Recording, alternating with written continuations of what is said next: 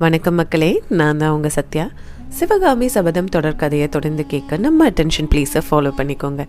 போன அத்தியாயத்தில் மகேந்திர பல்லவரும் நரசிம்ம பல்லவரும் பூனமாதேவியை தூங்குறதுக்கு அனுப்பிட்டு அரண்மனையை விட்டு கிளம்புனது வரை பார்த்தோம். இன்னைக்கு கல்கி எழுதியிருக்க 9வது அத்தியாயமான விடுதலையை தான் நம்ம பார்க்க போகிறோம். நம்ம முன்னாடி சிறைச்சாலையில் விட்டுட்டு வந்த பரஞ்சோதி கிட்ட தான் கல்கி இந்த அத்தியாயத்தை தொடங்குறாரு. மேற்கூரை வழியா சிறைச்சாலைக்குள்ள வந்த கயிறை பிடிச்சு மேலே ஏறினதும் நல்ல வலுவான 2 இரும்பு கரங்கள் பரஞ்சோதியை பிடிச்சு மேலே தூக்குது. மேலே ஏறினதும் பரஞ்சோதி சத்தம் போடாத அப்படின்னு வாய் மேல விரல் வச்சிருக்க புத்த பிக்குவை பார்க்குறான். அவர் பின்னாடி ஒரு இளம் வயது பிக்குவும் நிற்கிறாரு. நாகநந்தி அடிகள் செய்கை காட்டினதும் இளம் பிக்கு கயிறை சுருட்டி எடுத்து ஒரு காவி துணியில முடிகிறாரு. பரஞ்சோதி கூரை மேல நின்னபடியே அந்த நிலா வெளிச்சத்துல காஞ்சி நகரத்து அழக ரசிக்க தொடங்குறான்.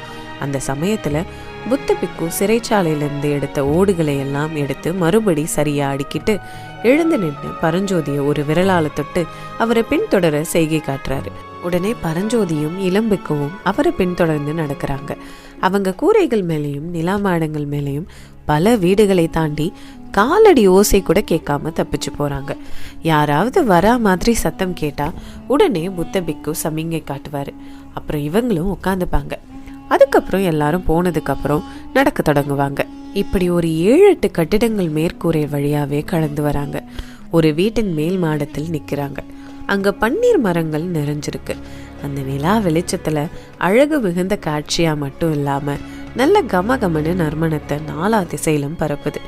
அதுல ஒரு பன்னீர் மரத்தை பிடிச்சு 3 பேரும் கீழே இறங்குறாங்க.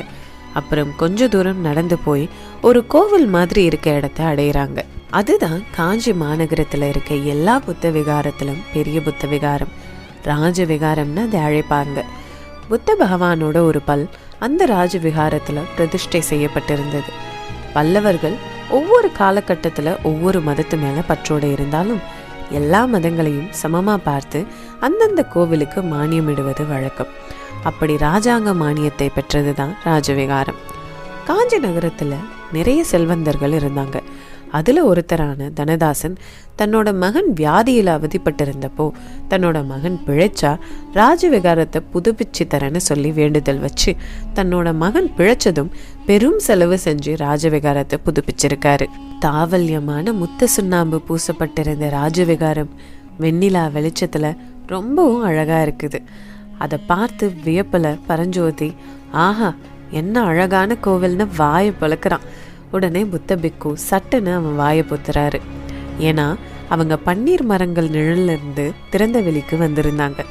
அவன் அப்படி கத்துன அதே சமயத்துல எதிர்ப்புறம் சந்துல இருந்து 2 வெண்புறவிகள் வெளிப்பட்டுச்சு. அந்த வெண்புறவிகள் மேல இருந்தவர்ல ஒருத்தர் நடுப்பிரயாத்தனர், அதாவது 40லேருந்து 45 வயசு இருக்கும். இன்னொருத்தர் இளம்பாலிபர். அவங்க தலையில முண்டாசு கட்டி இருந்தாங்க. 2 பேரும் ராஜவிகாரத்துக்கிட்ட வந்ததும் அந்த குதிரையில இருந்த பெரியவர் புத்தம் சரணம் கச்சாமின்னு வணக்கத்தை தெரிவிக்க இளம்பிக்குவோ தர்மம் சரணம் கச்சாமின்னு சொல்றாரு.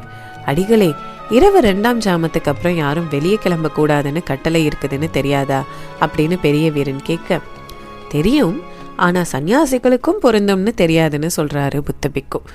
இந்த அத்த ராத்திரியில எங்க கிளம்பிட்டீங்க அப்படின்னு வீரன் கேட்க, இந்த பிள்ளை என் சிஷ்யன், காஞ்சிக்கு புதியவன், திடீர்னு காணாமல் போய்விட்டான், அவனை தேடி கண்டுபிடிச்சு அழைச்சிட்டு வந்துட்டு இருக்கேன்னு பதில் சொல்றாரு பிக்கு. இந்த பிள்ளைக்கு எந்த ஊர்னு அவர் கேட்க, பிக்குவோ சோழ நாடு செங்காட்டங்குடின்னு சொல்ல, இன்றைக்கு தான் 2 பேரும் வந்தீர்களாக்கும் அப்படின்னு அவர் கேட்க, ஆமையா அப்படின்னு பிக்கு பதில் சொல்ல, தாங்கள் திருநாமம் என்னவோ அப்படின்னு வீரன் கேட்க, நாகநந்தி என்பார்கள்னு பிக்கு சொல்ல, இனிமேல் நள்ளிரவில் கிளம்ப வேண்டாம் சாமி, சிஷ்ய பிள்ளையிடமும் சொல்லி வையுங்கள் அப்படின்னு சொல்லிட்டு அவர் குதிரையை தட்டி விட்டுட்டு 2 பேரும் கிளம்புறாங்க. அப்புறம் 3 பேரும் புத்த விஹாரத்துக்குள்ள போறாங்க. அந்த கதவும் சாத்தப்படுது. உள்ள நுழைஞ்சதும் வெகு தூரத்துல கோவில் கர்ப்பகிரகம் இருக்கு. அங்க புத்த பகவான் விக்கிரகம் நிறைய தீபங்கள் எல்லாம் ஏற்றி பிரகாசமா காட்சி கொடுக்குது. அங்க இருந்து வந்த அகிர்புகை மனம் பரஞ்சோதி தலையை கிறுகிறுக்க வைக்குது.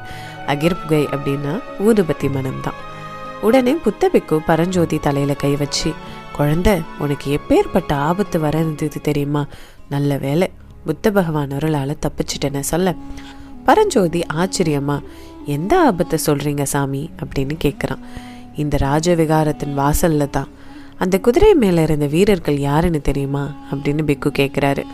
எனக்கு எப்படி தெரியும் சாமி, நான் தான் இந்த ஊருக்கு புதியவனாச்சே அப்படின்னு பரஞ்சோதி பதில் சொல்ல, புத்த பிக்கு அவன் காதில் மெல்லமாக போய் மகேந்திர பல்லவ சக்கரவர்த்தியும் அவர் குமாரர் நரசிம்ம பல்லவரும் தான் அப்படின்னு சொல்லவும் பரஞ்சோதிக்கு தூக்கி வாரி போட்டது.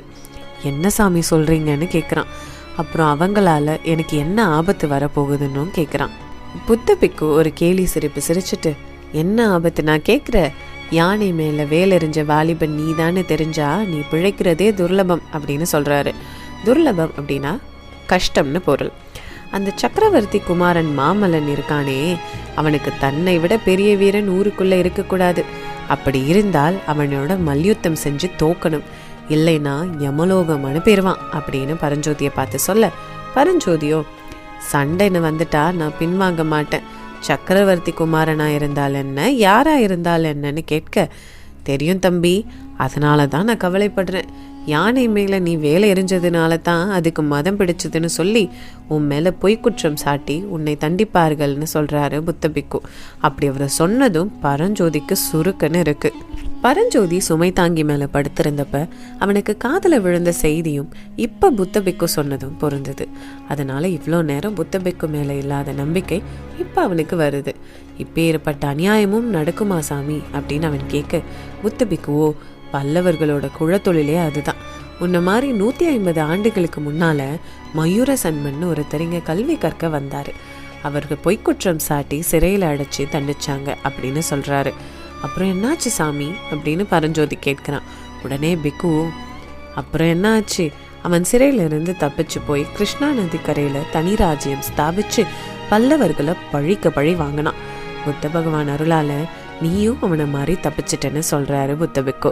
பரஞ்சோதி உடனே, அடிகளே, மற்ற ஆபத்தை காட்டிலும் பசி என்னும் ஆபத்து பெரிதாய் இருக்குது, நான் பசியிலேயே செத்துருவேன் போல அப்படின்னு சொன்னதும் கோயில் மடப்பள்ளிக்கு அழைச்சிட்டு போய் அவனை சாப்பிட வச்சு ஒரு மண்டபத்தின் தாழ்வாரத்துக்கு அழைச்சிட்டு போய், பரஞ்சோதி இங்க படுத்துக்கோ, ஒரு முகூர்த்த காலம் கொடுக்குறேன், நிம்மதியா தூங்கிக்கோ, உனக்கு வந்திருக்க ஆபத்து முழுசா நீங்கவில்லை, விடியறதுக்குள்ள நம்ம கோட்டையை விட்டு வெளியேறணும்னு சொல்றாரு நாகநந்தி அடிகள். சரின்னு சொல்லிட்டு லேசா சாயிறான். நித்ரா தேவி அவனை தழுவினால்னு இந்த அத்தியாயத்துக்கு தொடரும் போடுறாரு நம்ம கல்கி. அடுத்து சிவகாமி சபதத்தில் என்ன நடக்குதுன்னு தெரிஞ்சுக்க நம்ம அட்டென்ஷன் ப்ளீஸை ஃபாலோ பண்ணிக்கோங்க. அடுத்த பகுதியில் நான் உங்களை சந்திக்கிறேன். நான் தான் உங்கள் சத்யா.